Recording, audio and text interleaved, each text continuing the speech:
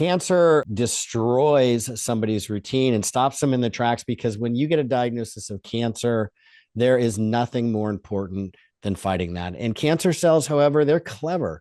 They exhibit unique metabolic characteristics. They alter their own metabolism to survive and grow and spread, which poses unique challenges to its treatment, but also challenges that can be exploited to beat cancer at its own game. And I don't know anybody better than Dr. Nasha Winters, who understands metabolic oncology and the treatment of cancer using integrative approaches. There's nobody better than her to bring on the show and talk about this subject because she is a globally recognized expert in this area and teaches clinicians how to integrate metabolic health principles into their practices so that they can transform the way they understand and treat disease. Nasha, thank you so much for spending some time.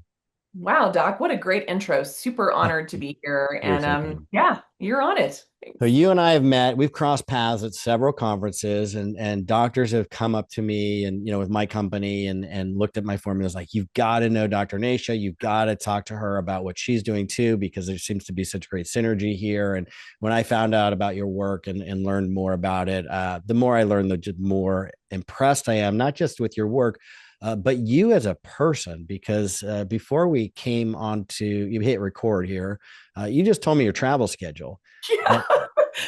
And, and it's incredible what you're doing to educate people all over the world, doctors, clinicians, how about this approach.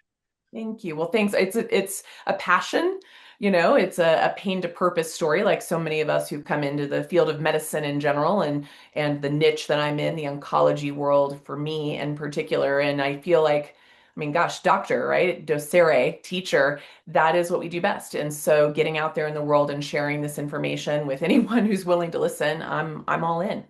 That is what we do best. However, it's not necessarily what the patient experiences. And I'll give you an anecdote for this. So I once had a conversation with a Dana-Farber oncologist, big in his career, incredibly well accomplished, has all the degrees, the status of the position in the department. And I was talking to him about integrative approaches and shared with him clinical trials using natural substances, vitamins, and outcomes data on specific cancers. And he said to me, if it doesn't almost kill the patient, I don't believe it works. And that attitude that I hope has changed, it's been about a decade, is really not giving the best possible care for patients. So I love that you're taking this approach of looking at the metabolism of cancer cells and how things work and understanding the biochemistry to provide more integrative and holistic. So tell people about that approach because I think it is so foreign to how most people understand the world of cancer. Well, first of all, thanks for the opportunity. And unfortunately, thanks for that anecdote. I mean, that experience, that story is pretty ugh. And unfortunately, still, I think, common in a lot of places. It's changing. I want to have a little positive input there. I do see change today, but let's give a little context to your listeners. In that, in 1914, Dr. Theodore Boveri coined the concept of somatic mutation theory of cancer. So, as we would call it today, the gene theory of cancer. And we kind of just took off and running from that. But actually, we had a little moment. We had a moment from about 1921 until the mid 1950s that even that somatic mutation theory was in the back seat. Another character came around that time. He's a bit controversial, and if folks want to read more about him and his story, the book by Sam Apple called Ravenous is the story of Dr. Otto Warburg, who started to say, wait a minute, guys, genetics isn't where this process starts with cancer. It starts upstream from that in the mitochondria, in the metabolic, the energy utilization and production organs of our cells, right? That's what he started to notice is that the mitochondria in cancer tumors and cancer environments looked very different than the mitochondria in healthy tissue and healthy environments. And that's where his work kind of took the front stage. Biochemistry took the front stage in the world of cancer until the good old Watson Crick boys came along. Actually, a woman came along with that information. They took credit for it, about the helix, the DNA helix, and then we switched gears right back to the good old gene approach, which is where we've been ever since. So one thing that's really interesting is just I'll give a little more context of what these two differentiators are, but just a couple months ago, I believe in Nature, an article came out saying that it's time to put to bed the somatic mutation theory of cancer because it's never been proved. It's been a theory all along. I want to reiterate that. We're all scientists here and clinicians. Just to give you an example, the way we would ascertain whether this was truly a genetic theory has been repeated millions of times over all over the globe over many, many decades, which was we remove the nuclei of a cell, which is basically the genetic data, in the genetic box of data within our cells. And if we took that nuclei out of a healthy cell and we replaced the nuclei of a cancer cell, if this was truly a genetic disease, we would turn that cancer cell back into a healthy cell. And vice versa, if we took the genetic box of data out of the cancer cell and replaced that of a healthy cell, we should turn that into a cancer cell. That has never happened, and it never will. And so, yet all of our work, all of our research, all of our focus, even down to what that Dana-Farber doctor told you of we napalm the field, and it's not going to work unless the patient's nearly dead. That's known as maximum tolerated dose theory. That is where we put all of our energy for all these years. And I use that word energy a bit like a pun because that's what we were overlooking is the energy process within our cells that create health or create disease. But good old Otto Warburg started noticing that our cancer cells, and specifically the mitochondria within those cells, behave differently. It started to utilize energy in a different way. It became a glucose hog. It really upped its uptake of sugar, to put it simply, and it liked to do it with or without oxygen. Mostly in a hypoxic state is where this really goes rogue, but it started to change the sort of energy metabolism of that cell and then starts to change the microenvironment around it. Then we get DNA vulnerability. Then we get genetic instability. Instead of it being the gene starting the story, the mitochondria where we start the story. In fact, it would be many, many years. Gosh, I'm thinking now, maybe 30 years ago, we started to learn that the process known as apoptosis, also known as cell programmed death, is under the full direction of our function of our mitochondria, of the health and wealth and quality of our mitochondria. And so, isn't it ironic that we're like napalming a field? And the only like I'm more in shock that people survive that approach. That to me shows me the sheer power of our vital force, that there are plenty of little cells in there saying we can do this despite the napalm. But we're bringing on therapies that actually further damage that mitochondrial milieu. And instead, we could be approaching it from a different way, which is where I've spent my career over the last 30 years. And so I know I kind of give you a long-winded answer to this, but I just want people to have an understanding of we started out with genetics, but then we spent about 30 years really looking at the biochemistry at that cellular metabolic energy level. Then we switched back to genetics, and now it looks like the good old energy concept is taking the lead yet again. But I do want to remind your listeners, it all is still a theory. I think as clinicians, we start to get pretty humbled when we think we know something, right? Like when we think we've got it figured out, it's very humbling when you realize maybe we're just getting started. I mean, you know this better than anybody. You're hanging out in the biochemistry world of our minerals, and boy, howdy, I feel like we probably are just scratching the surface of what we know there and what we can manipulate there. I think that's true about what we're learning about this metabolic aspect of our health and well-being and cancer treatment or prevention as well. Well, and it really is interesting because when you look from a historical perspective of how different, paradigms have become, paramount in medicine and how they become implicate, is become part of essentially the DNA of our healthcare Yeah. system. There are always fascinating stories to be learned there, and including how medical doctors and the MD profession became the dominant profession. There's a historical precedent there because they weren't the only educational institutions that existed back in the early 1900s. There were other Good fields old of medicine. Flexner. That's right. That's right.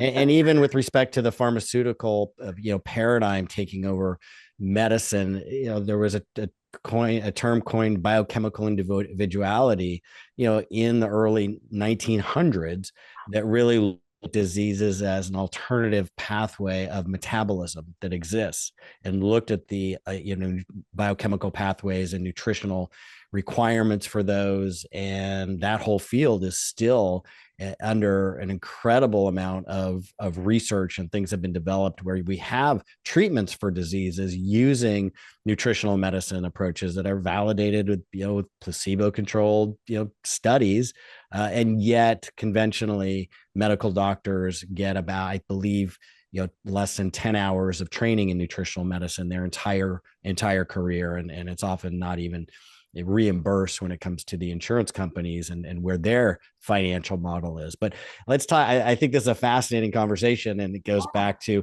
everything's coming out of a historical sort of a river of history that's flowing by of time, and what is more really taken over to be the dominant theme within our systems. And I want to go back to something you said at the very beginning, which is you went from pain to purpose.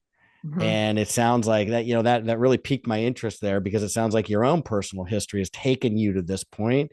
And if there's a story there that you wouldn't mind sharing, I would love to hear that.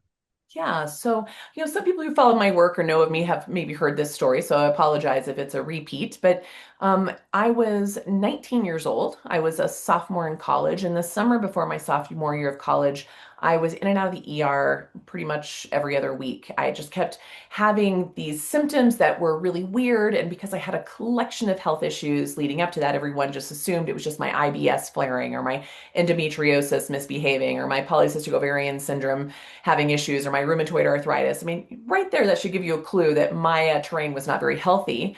But I never thought of myself as unhealthy. Let's just call that out. That was a really fascinating time where it was normalized. Like, oh, just there's a pill for that. Okay, hey, you got endometriosis, we'll put you on the birth control pill at 9 years old. No one questioned why I started bleeding, Wow. right? No one wondered why I was a 9 year old in night. That would have been, I was born in 71, so that would have been right around 1980. No one questioned why a 9 year old was bleeding. Today, it's unfortunately normal, or common, I should say, never normal. But back then, it sure wasn't. No one was questioning why, I had a drum belly constantly, and constantly throughout, I was taking Gas X, basically, like baby, Prilosec and whatnot, from basically age 3 until I was, 16, 17 years old. Accutane for acne, lots of really weird periods. Like, it was all normalized. There was always a pill for that. And so by the time I was a sophomore in college, even every time I show up in the ER, there was already assumptions that this was just more of the same. And like, here's another script pad, here you go.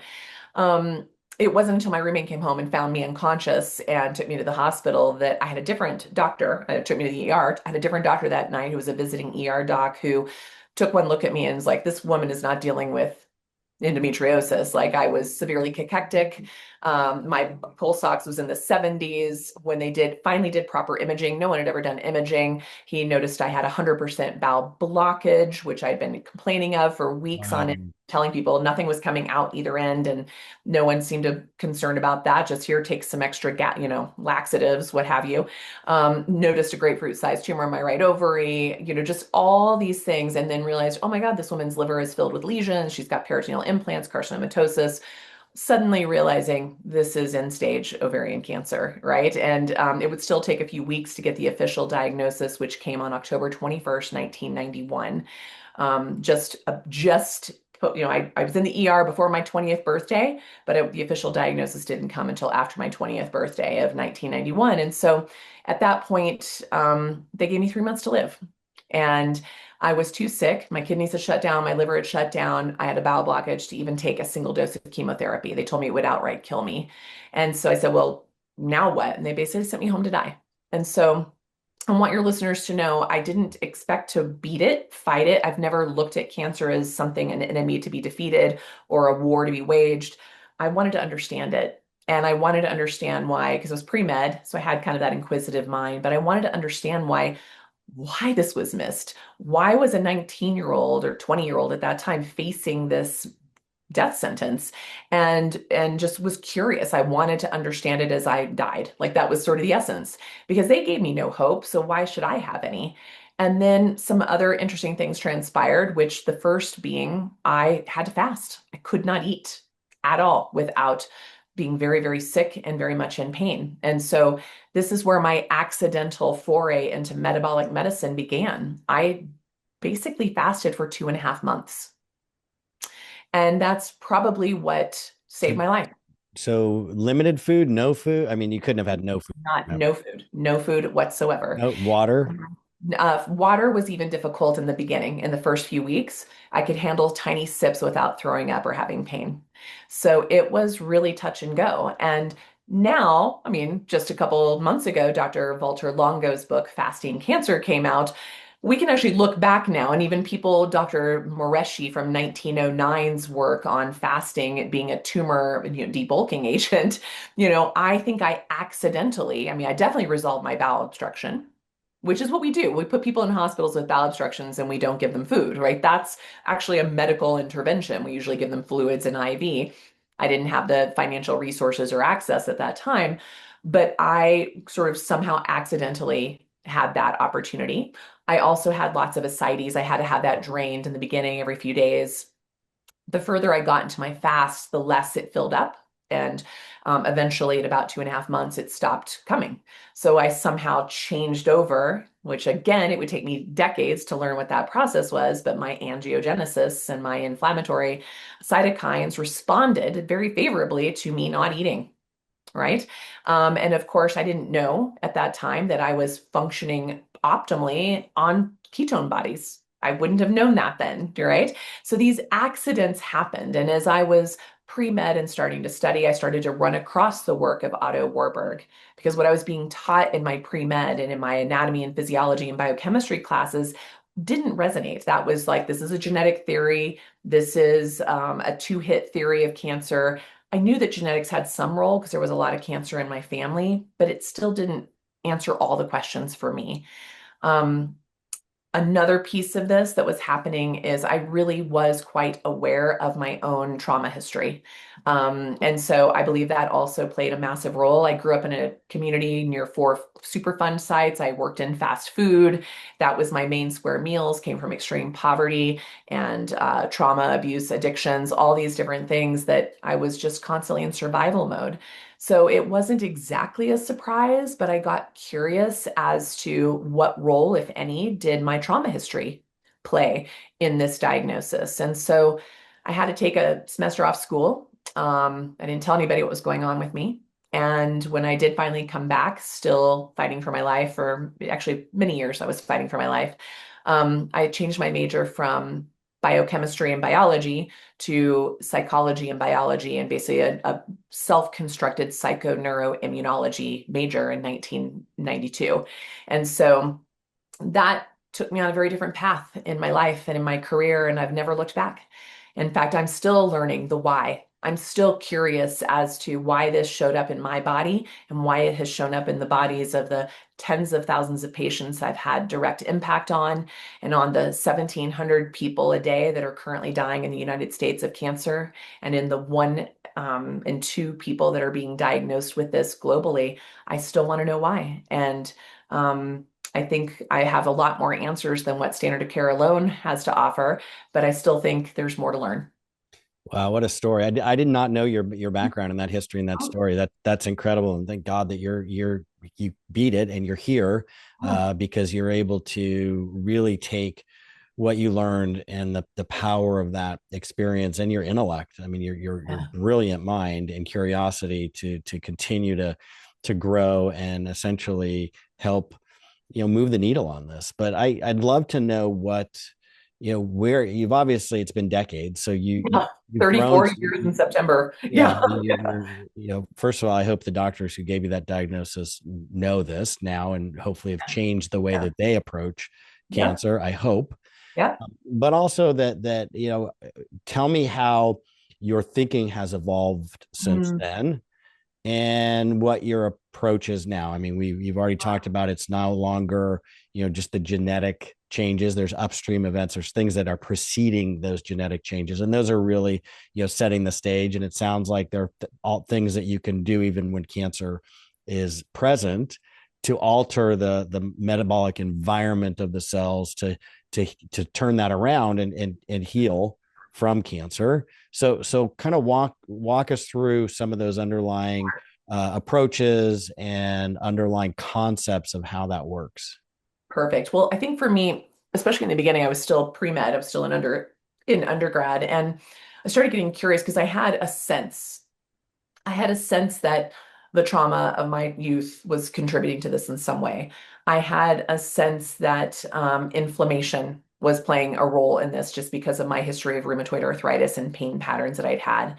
I had a sense that hormones were playing a role in this because of my history of PCOS and endometriosis and the extreme cycle variations and migraines and all the things I was skin acne stuff I was getting. I knew there was playing roles were playing here. So I knew that there were lots of sort of drops in the bucket. And as I started to explore that, there were no answers in standard of care, right? There was nothing, no matter how much I tried to go, well, how does this, like, you're telling me that a disease that had historically been considered a disease of the aged, like, how do you explain that's happening in a 20-year-old? And at that time, like, it's got to be all genetics, right? I will tell you in full transparency, in 1996, I was involved in some of the early studies around the BRCA mutation. And so with that I was one of the first people tested, and positive for the BRCA mutation, which then everyone's like, well, there it is. That was the cause. That's you having a higher percentage of ovarian cancer.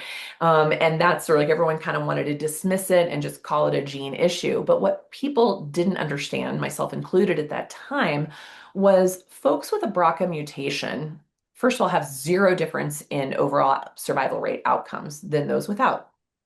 So it doesn't like really account for what happens at the end of the day. So that tells me, well, maybe it's a player in another way. So I started getting curious about that. And it would take us a while to learn. It would take me a few more years before we started talking about single nucleotide polymorphisms, and the concept of methylation would still be a few years down the pipeline of my understanding. But I could look back and go, oh, that totally makes sense. So what we learned about the BRCA mutation is that it's a problem with DNA repair. So normally this should be working properly, right? But in a certain population of people, it's not. And what's really interesting was I was learning at that time that BRCA mutations had gone up over 40% since World War II. That also then played something. It's not like you're just born with this. It's not like more people were born with this. It's like what's changed in our world that would make this gene express differently than it did pre-World War II. And so for your listeners, like to understand, we've changed farming practices thanks to World War II. We had all this leftover ammunition. And at the end of the day, we decided, wow, we're going to put this into pharma and farming. Right. And that changed everything. I mean, literally, we've changed everything since using those leftover ammunitions from a war ethos into our pharma and our pharmacy of food. So those things were big changes. We also started introducing for the very first time in the 1960s hormones. Actually, before that, we started introducing them in the 1940s when we started giving women DES to prevent miscarriage. That was a Looking back in the disaster. history, yeah, a big disaster. And the assumption is that basically, if you were a child, if you were born to a mother before 1960, you likely were exposed to DES. They were giving it out like candy to virtually every pregnant woman at that time. So my grandmother doesn't remember explicitly if she was given that, but it was highly likely just given the circumstances. So that means that I also had some sort of pings to my system from that. I mentioned I lived in an Air Force base town near there are 4 Superfund sites that have been identified in the zip code in which I grew up. So there was a toxicity piece. There was a major toxicity piece around trauma, abuse on all forms you could possibly imagine. So that played a role. So suddenly I'm realizing that, well, what would make my DNA vulnerable? Well, all those things I just started to articulate. And the pharmaceuticals I took, the birth control pills wiping out my major nutrients. I mean, birth control alone wipes out all your fat soluble nutrients, wipes out all your B vitamins, your methylating nutrients that are helping you deal with the exposures you get day to day. I'd been on the birth control pill since I was 9 years old, right? So Wow. those pieces, the Accutane I took for my acne, I mean, that's a known carcinogen today. Like we didn't know these things at that time, but it just, the layer cake happened and then everyone just wanted to blame the gene, but no one wanted to understand what contributed to that gene misbehaving. And that's where my curiosity landed. And so over my career, I started to understand there were 10 major drivers. And it could be like my colleague, Dr. Paul Anderson, talks about 7 to 10 of those drivers. Other people might talk about 12, other people, but ultimately at the end of the day, things like our single nucleotide polymorphisms, our sort of genetically handed down blueprint, but the way we live our lives is how those genetics express. So it's not these in stone genes, it's about how do our day-to-day activities impact the gene expression. That's one of the drops in the bucket. The second one is how do we fuel our bodies? How do we fuel ourselves? What foods do we offer? I decided I'd be a vegetarian when I was 16, right? And I was a vegetarian, I was a carbitarian. I wasn't really a vegetarian. There were very, very few vegetables. I think iceberg lettuce was in there and, Vlasic pickles. Neither of those count, right? Lots of like Velveeta cheese and white bread. Like that was like my idea. So extremely malnourished, extremely vulnerable on the main nutrients that are so critical for detoxification and tissue repair. I just wasn't getting, right? And then the third drop in the bucket, environmental toxins. I've already alluded to many that were I was exposed to. Another big one, the microbiome. We're just starting to scratch the surface on that. And as naturopathic doctors, we've been preaching about the microbiome forever. And we're literally poo-pooed about that until we could monetize it over the last decade or so. But my doctors told my mom when I was a baby that me pooping once a month was normal because it was just my pattern. No. Yeah, so that probably Oh played a little my bit of a role, God. right? Like looking at these things now, it's like, why didn't I have cancer? Of course I had cancer. The Right. big, so there's that, then the immune system, I had multiple, I had a collection of autoimmune conditions. So I would later find out I had celiac disease. I would later find out I had Hashimoto's. So it's like I had a little collection of a lot of autoimmunity, rheumatoid arthritis, PCOS, endometriosis also fit into that, as well as pernicious anemia. So all of these things were collecting. My immune system wasn't working properly. The rheumatoid arthritis, inflammatory, that's another big drop in the bucket. The oxygenation perfusion, I always had low pulse oximetry for whatever reason, probably because I was in chronic vagal nerve stress, not breathing. It was a shallow breather, not taking it deep into my body. That was my survival, my sympathetic nervous system overdrive. And then looking at my hormones, mentioned that it would take me years before I had my own SNPs to realize I don't metabolize my own hormones well, much less is anything exogenously coming at me.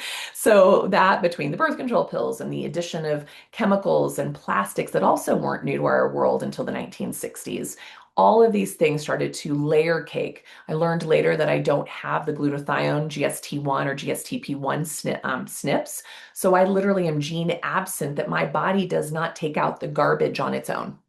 So all of those things I was exposed to, my body didn't know what to do with it. It just accumulated toxins and then it just backfired on everything. And then the circadian rhythm stress response, I didn't know anything but stress. I didn't know the world existed with peace. Right. So that was big. And then the 10th drop in the bucket, the mental emotional. And that's really where I should have started because that's kind of the game changer for folks. But those are the pieces I later started to come to early on, realizing that the tangibles, the diet, the lifestyle, the supplements, those things are easy. But dealing with those mental emotional traumas is really some of the hardest things you will ever face as patients, as clinicians. even. And so those 10 major drops are what have led to the Terrain 10 concept and the Metabolic Approach to Cancer book that I published in 2017.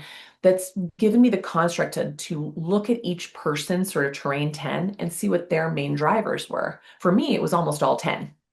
But for most of us, there's two or three that really bubble up to the top and prioritize where we need to start. And so, even with an American Cancer Society, we qualify cancer as a collection of hundreds of illnesses. What I just described to you was exactly that. And yet, in standard of care today, we're still looking for that single target and that single treatment. And so, no wonder it's not as we're not winning any wars here, right? And also the approach that Dana-Farber doctor talked about, we have been since Dana-Farber times. Dana-Farber were the first people to use chemotherapy. We only knew how to completely obliterate everything and hope that something remained behind to survive. That has been our slash burn poison methodology ever since. And yet, what I mentioned before, it's amazing we've survived that. We're moving to a new understanding that maybe more of an adaptive theory approach, which is being utilized and studied in places like Moffitt University and University of Utah, University of Arizona. There are places that are recognizing maybe we don't have to push back so hard because maybe we want to encourage the terrain, the environment to do the job along with these more obliterative approaches. And so that is a very long-winded story to say the things I've learned, I learned them in real time. It's like I learn enough to frankly kick the can down the road a little bit longer and be like, what? Okay, well, that kind of worked, or that didn't. Let's pivot. And so in that, I'm a bit of a data junkie. So I'd collect a lot of labs, a lot of information, a lot of imaging, and I would start to kind of iterate based on that information, right? And then apply it to myself differently. And then over time, when I was in school, in clinic, applying it to patients differently. And then when I got out into practice, applying it to them. I took all that information and I iterated on it for decades.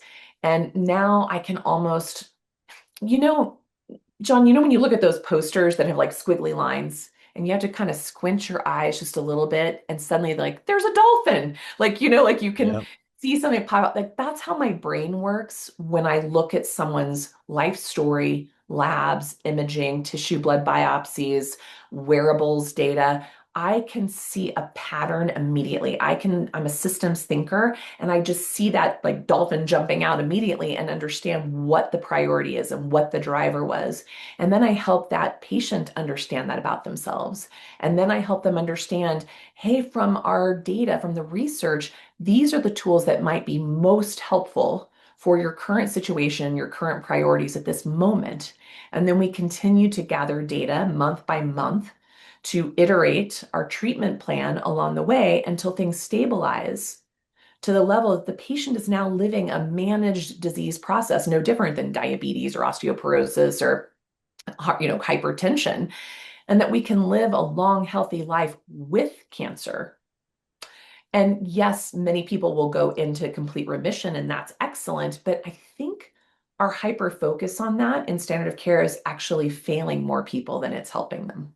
Well, and this is really the true promise of personalized medicine. And one of the things that's amazing to me in hearing your story is you were on the leading edge of all of these realizations. And yet when I look in the research, and I've never made as in-depth a study of it as of course you have, but every one of those 10 areas is now supported in the medical literature in terms of contributing to cancer. And you've been able to integrate all of those into a holistic approach that you then understand how to prioritize, because you can't do all 10 at once. No. For me, as I'm hearing you talk, I'm seeing it in my mind, this picture develop. Every area, all 10 of those areas, to me, it's all feeding back into the biochemistry. Chronic stress increases how fast we burn through our water soluble nutrients and our proteins. Yeah. The sleep deprivation or poor sleep increases inflammation, and obviously the chronic adverse childhood events and being in that chronic fight or flight sympathetic nervous system response increases free radical production, and on and on and on. And I want the listeners to know, because not everybody are clinicians or have a medical or science background that listens to this. And people get entire PhDs in biochemistry, but biochemistry, it really is quite simple in the way that it boils down to how the body uses vitamins, minerals, fats, and proteins or amino acids to do its job, and how things like chronic stress and infections and nutritional deficiencies and other things interfere with that and create diseases to appear. And so when we can identify the thing, what's wrong with the biochemical pathways, and correct those, the body's going to do what it's programmed to do, which is live as healthy as it can. And there are single nucleotide polymorphisms. Of course, the work of Bruce Ames, I'm sure, a pioneer in this approach. And what he showed is that even in these genetic, quote unquote abnormalities that exist, if somebody has this alternate gene polymorphism, what it does is it decreases in many cases how efficiently the biochemistry is working. But what he also showed is that when we give the vitamins and minerals needed for those steps in the pathway to work, when we give higher amounts of that than other people might need, it restores. It can restore the function of that enzyme, of that step in the biochemistry, so people can actually live healthy. And so it's not just this fatalistic thing. And that's one of the fallacies of Watson and Crick. And they walked into a bar. One of them walked into a bar when they made this discovery, although you're right, it was a woman who actually did the crystallography and showed them the picture. So they discovered the secret of life. Well, the reality is there are about 30,000 to 50,000 protein encoding genes. Genes by themselves do nothing. They just code for proteins. But there are over 500,000 proteins. So what happens is genes are turning on and off all the time. And every one of those 10 things that you mentioned that contribute to cancer are constantly turning on and off genes. So you are creating the terrain. You're looking at the terrain. You're looking at the environment, and you're optimizing the environment so that the body can live healthy just like it wants to anyway. Exactly. What it's naturally designed to do. Yep. Yeah. I love it. What a beautiful synopsis of that, and bringing that in. And it's funny, the energy around medicine today, there's so much push to longevity, right? You and I have been in a lot of these conferences as of late, like the buzzword. Health span now is all over the place. Like health Yeah, span. right. And they're looking at all these things outside, like, oh, take these exogenous peptides and all these things, which of course, yes, absolutely can and will impact the biochemical pathways. And yet at the end of the day, if people are like taking all those amazing peptides and supplements, but they're not changing their light exposure, they're not having nature time, they're not dealing with the emotional, traumas of their lives, our real longevity is based on the health and wealth of our mitochondrial function. Well, and you look at the longest living people who are living healthiest in these blue zones around the country, centenarians, over 100, or people 80 plus that aren't on a bunch of medications, that aren't chronically sick. They're not taking all these pills and powders. They have community. They're getting sleep. They're eating. They're exercising. They're out in nature. They're involved. They have purpose. These are the things that I think gets lost when all these companies are trying to monetize a product, and they're buying ads, and they're buying stuff on social media to get in front of people. And everybody's like, oh, what's the latest pill? This is going to work. None of that's been proven to increase how long somebody lives. Exactly. As much as we want it to. And, Right. our human nature is we want those things, right? And there's definitely things that can be supportive, but we have to still do our part. It's not like we can't depend on the pill or the potion. We've got to really work on It's like purpose. the statement, you can't exercise away a bad diet. Exactly. Boy, how do people wish we could change that concept, but it is And what it you and I both agree. We're on the same page. New dietary supplements and supplementing with nutrients, when indicated, when can be a total game changer. Can absolutely improve somebody's health. So how do you look at that? I mean, we just talked about diet, lifestyle, and all of that stuff. I imagine just in our short time we've had, this conversation, somebody doesn't walk into your office and you've got like bags of pills you're just throwing at them.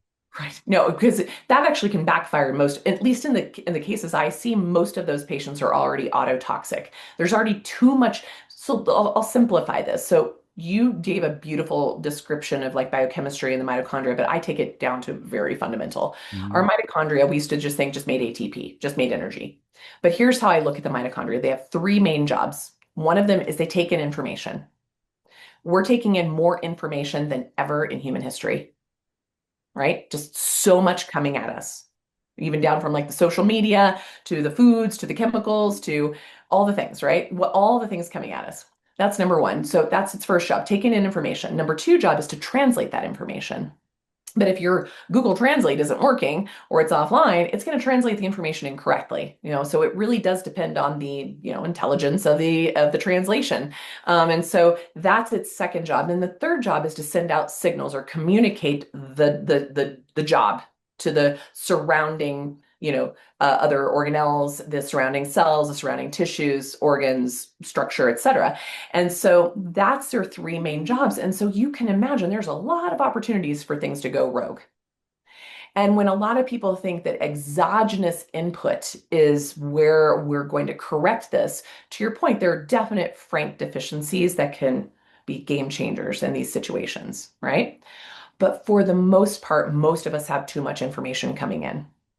And in fact, we need to create some spaciousness. We need to, less is more in most cases, or at least clean the slate enough to get a more clear picture and then be more precise about what you do replace or bring on board for a period of time, and then use data to iterate when it's time to stop, increase or change the dosing, or take it away, or to keep on it for whatever duration is necessary. And so that test, assess, address methodology that I've created over my career is really helpful in that we aren't guessing. We're not just saying, well, let's just throw this in because I read something about it, or an influencer told me to take it, or, hey, my vitamin D levels were low. Well, maybe they're not low anymore. Maybe they're now optimized, or what have you.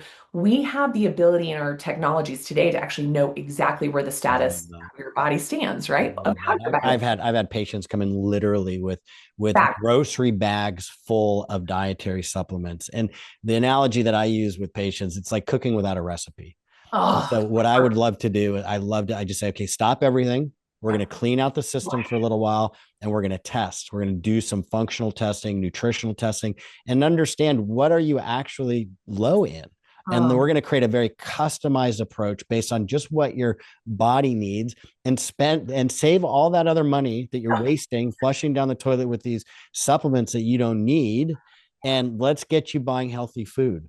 Let's um, get you in a membership to some exercise classes or in a group, or let's get you moving your body more, something. But just, it is so frustrating to me. And I still see it all the time, this cooking without a recipe. When the tests are there, they're available, and yeah. they're And it's not. cheaper. People think they're expensive tests, but when you're looking at what you're actually spending Yeah. probably on that pile of stuff that you likely don't need or could actually be making things worse, take a Okay, pause. I got a clinical question for you All then, right. because this is something that has been a bit of a mystery for me, and a little bit of a pet peeve of mine. I'm scratching my head.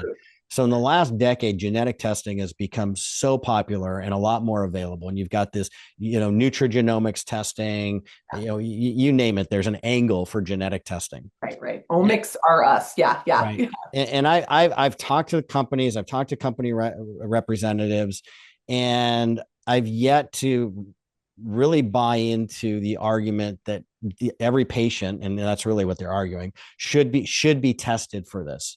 Because in my mind, genes are just a predisposition. It doesn't mean that, except for in rare cases, it doesn't mean it's actually causing a problem. Right. And so, maybe looking at MTHFR or maybe GST, maybe a very small subset, but it's really the biochemistry of, do you have enough nutrients for your own body's individual biochemical needs, Right. like using a urinary organic acids test. That's more of a functional test. Exactly. Yes. That's where I've concluded. That's where I kind of landed on the research is a Yeah. much better approach than just the genetic testing, which is static. It doesn't really tell me what's happening in their body. Am I off on that? No, I think you're spot on because I think what happened when all these direct-to-consumer single nucleotide polymorphism testing companies came to market, it was a game changer in my practice because it helped me understand patients that weren't responding the way I expected them to. right? So there were definitely some tools we got from that, but we took the wrong route and we started treating genes that may or may not have needed to be treated. So to your point, I can look at a simple CBC with differential and know what someone's B vitamin status is. So if MCV is chronically elevated, I know they're probably poor methylators. Like Yep. I can sort of guess, and then I can sort of deduce that they probably have some MTHFR and DHFR or other methylation SNP issues. I will start with that first as sort of surrogate. Now, where I utilize it in my practice, because I'm working with a very seriously ill group of people who do not have the luxury of trial and error for a while. Yeah. We like to get that information up front because what it tells me, so here's a really good example where I use that testing is for pharmacogenomics. Oh So, yeah. Yeah. right? That is, So I agree with you. That is where I've seen the best benefit. exact, and that's to me Mhm. like, or someone saying, well, I'm supposed to be on, I'm going to do a vegan diet, or I'm going to do a vegetarian diet, or I'm going to do a carnivore diet, or I'm going to do a keto diet. Well, for me, I can get a lot of information on SNPs right away. Like, were you genetically matched to eating a certain way or not? So I'll give a really good example. My genes show that I really, and I was a vegetarian for almost 20 years. That's what I gravitate towards. That's what I prefer, but it created a whole metabolic mayhem in my body. I was and such severe poor methylation issues with like no B vitamins, nothing, that it was just impossible for me to get what I needed as a vegetarian. I had to start to bring on more animal protein to change that up. My husband, on the other hand, would love to be a carnivore, like would love it. But his genes, his ACSL1 and his APOA2 genes, et cetera, when he eats a steak, his body thinks it's giving him a candy bar. And it actually increases his insulin and his insulin growth factor, and it wipes out his microbiome. And for him, desire of what he wanted was not matching what his body needed. So that's just a good example that when people get into the dietary dogma wars, I'd be like, we can actually use some data to help us understand and refine what's going to work best for you when. Now, you can get that data back from CGMs and other testing to know what's going on with someone's chemistry, but that can refine it quickly and it's part of most of those tests. But the pharmacogenomics is huge. So for instance, because I'm working in cancer, people are always being put like some of the most common drugs people are put on are folate inhibiting drugs like Fulfuri or Fulfinox or methotrexate or Xeloda, capecitabine. These are some of the pharmaceuticals in the chemo world that are given probably 70% of time at some point in somebody's cancer diagnosis from standard of care. And yet there is a gene, the DPYD gene, that if that's present, this patient number one will not do well with that drug, those drugs, those folate inhibiting drugs, and it can and actually could make this much, much worse. That's a really good example that we can say, we got to use a different drug, right? Plain and simple. Same thing with like tamoxifen. Put every breast cancer premenopausal woman gets put on that, if they've got hormone positive breast cancer, yet about 70% of the population will not utilize that drug properly. But the easy find is you get that gene and you realize, wow, if they have a SNP there, we can use a different drug like indoxafen that's going to be a better fit for them. So it's not even like, to me, it's such a beautiful question of, or people wanting to use statins, for things. Well, there's genes that show you are higher risk of rhabdomyolysis, and there's patients who are now jumping to the off-label drug craze of cancer to use things like metformin, but there are literally SNPs that show whether you're going to use metformin favorably or dangerously. So we in the oncology world, it's like my fast track to get me to knowing what foods, what nutrients, what drugs work or don't work, what are contributing to your path. I also use it as a good storytelling and education device. So if I have a patient, I'm looking at things like COMT, MAO, other dopamine SNPs like BDR, which are certain SNPs. I can help that patient understand that their psychology very much plays a role in how they're going to do in their cancer care, because that shows patterns of extreme, like poor catecholamine response, clearing. So stress really is driving the train, or poor dopamine or serotonin response. So literally their psychology could be defeating their well-being. So these are the things that I use it as a storytelling and a fast track to get to very specific precision medicine right away. For the general public, I'm in agreement with you. Like we can do some simple blood tests to see if you're actually expressing things that might suggest that you've got genetics at the helm, and you've got the time to do more lifestyle, like you're saying, like the oat testing. Organic acids will tell you very much, very quickly if you're expressing a lot of those derangements we just described. Well, and as people get older, and I'm not talking about in the cancer population, obviously, those are people who already have a very serious condition going on, but the CDC even has concluded it's unambiguous that as people get older, genes are less determinant of somebody's health than diet, lifestyle, and their overall behavioral patterns. So those are much more important than your genetics. I love it. I love And it. I I just love want to make sure people, hopefully reorient toward that, because there's also a real trend right now. I see it in the media and people's conversations of biomarkers. Your biomarkers of longevity. What's your biomarkers? right, Those right. are numbers on a test, It and is. they may have some limited utility, but it really comes down to the terrain, like you're talking about, and all of those 10 points, whether it's cancer or not cancer. Every one of those 10 areas are so important for overall health and well-being. So what you're doing is just amazing, and I see a lot of applications beyond cancer. I imagine a lot of your doctors who are your students who learn this have also applying it, and you're applying it to other patient populations as well. Yeah, I would say probably, the of nearly 1,000 clinicians and allied health professionals and advocates we've trained in 46 countries, I would say less than 20% are actually oncology focused only, right? All of them seem to have kind of more general practices or have a very, specific sort of niche beyond cancer as well. And so I love that you mentioned that, because these discussions are not cancer unique, not cancer centric. And in fact, our 10-year anniversary of the expanded revised edition of the book coming out in early 2027, Metabolic Approach to Cancer update, we were actually playing with changing up the title. So maybe like Metabolic Approach to Cancer with a red line through it saying life. Because Mm. really, that I think the word cancer deters people from wanting to open up the book, because if they don't have it, they're like, oh, that's not Oh, for it doesn't me. apply to me. It's like, my God, this book is Mm. exactly what applies to you. Like, it's like starting these things before, as I tell people, deal with it while it's a smoldering ember in the basement rather than a house engulfed in flames, right? That's the tools we can learn by exploring the terrain, exploring those terrain 10 drops, and doing something about them long before they're problematic. God, I love your approach. I love that I've got to meet you.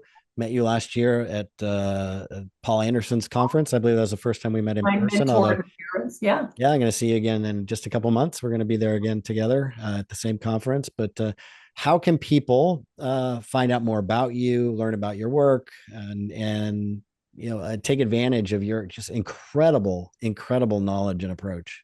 Oh, thank you. Well, they can start with just drnasha.com, drnasha.com. That will take you to all the other projects that I'm working on, including our nonprofit, which is focused in research, but also patient grants to get access to this type of care.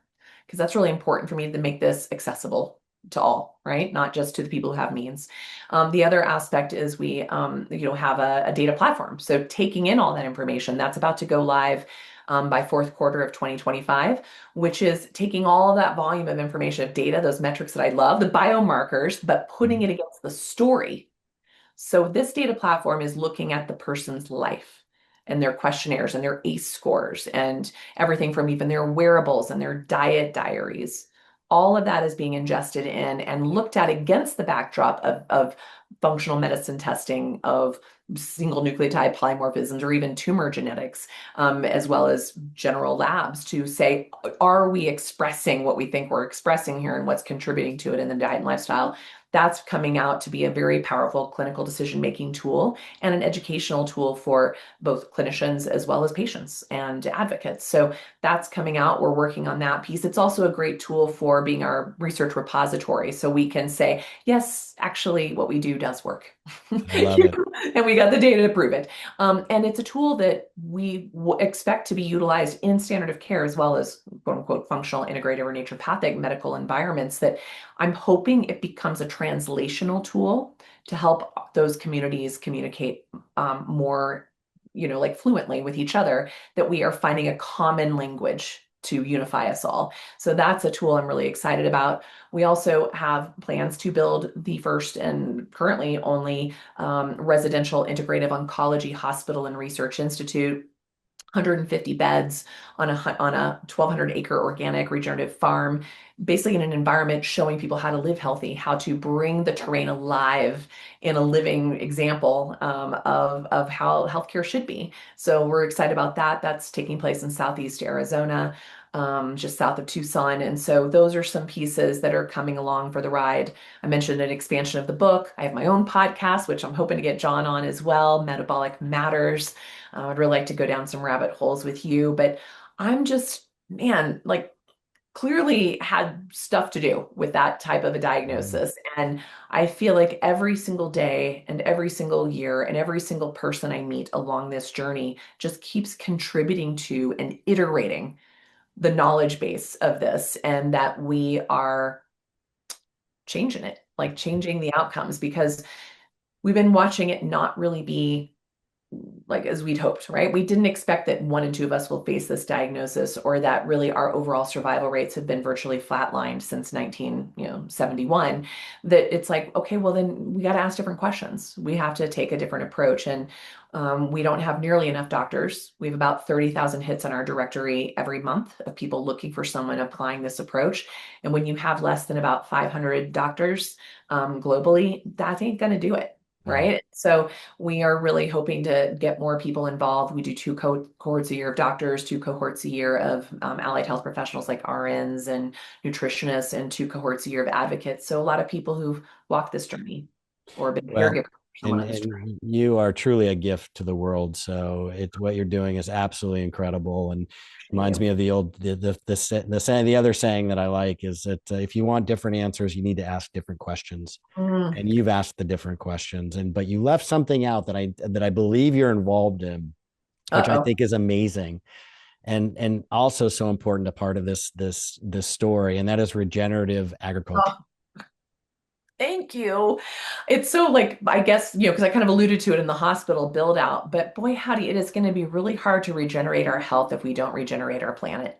Yeah, and you are connected with farming communities around the country and farmers who are pioneering this and understand that the power and the importance of the soil, the health of the soil is transferred into the health and the nutritional content of the plants. I have a background in botany. I don't know if you. Oh, cool, John. I didn't know. No wonder. Thank you for mentioning that, because it is definitely, that's like my Yeah. little passion side, but I Yeah. see weaves into this so beautifully. I love that Yeah, you. uh, in fact, I was originally I was at once upon a time I was enrolled in a master's program where I was wanting to study agroecology, Wow. and but they couldn't support me in terms of what the thesis I wanted to do, the master's thesis. Wow. Faculty just couldn't provide what I needed, so I ended up dropping out of the program and worked for a little while, and then went to naturopathic school. Well, there's so much resonance just even between those places. And I'm glad you brought that up, because it reminds me, by the time this comes out and your folks are listening in early October, so 10/10, the 10th of October is Metabolic Health Day globally. It's a calendar event now. We've actually are creating a Metabolic Health Day conference. Horrible name, I know, but it is what it is. But it's taking all my passions of regenerative metabolic health with regenerative agriculture and food systems and environmental medicine, and putting it all together in one big clump. And we have John, hopefully, is going to be there as well, taking part in this. But even our keynotes are people who are just absolute giants in any of those arenas I just talked about. So we're excited about that, and just over 30 other speakers and multiple panels and unbelievable vendors supporting all of these places that we really have to address all of those things simultaneously. We That's so cannot true. heal ourselves without healing our planet. We cannot heal our planet without healing ourselves. They go together so beautifully. So thank you for reminding me to mention that, which is very near and dear to my heart and clearly to yours. And how can people find out more about the Metabolic Health Day? Perfect. Go to just actually Metabolic Health Day Conference. If you do a little Google search on that, that will take you right to the source to register. By the time you get this, the early registration will be passed, but there's also a virtual option, which is very inexpensive for folks who a live streaming of the virtual event. So if you're unable to rally and get to Tucson October 9th, 10th, and 11th, you can also watch this from home and also get the recordings of that at home. So I hope that you all join us, because this is also our fundraiser. This is everything that's made from this conference after the hotels are paid and the bills are paid from this, all of that goes right into our nonprofit, which funds patient grants to get access to this care, as well as our research in the lab that we have doing research in this arena, as well as to the build out of this hospital. So I really appreciate that. It's like our big annual fundraiser for all these endeavors. Love it. And your website also drnasha.com. Nailed it. And that'll be in the show notes as well. Thank you. Always fun talking with you. Love your energy. Love your knowledge. I learn a lot every time I interact with you. And I'm just so grateful that you agreed to come on and spend some time with me. Thank you. Thank you. We're very gracious with our time today. So thank you for that. And I'm looking forward to many more conversations. Me too.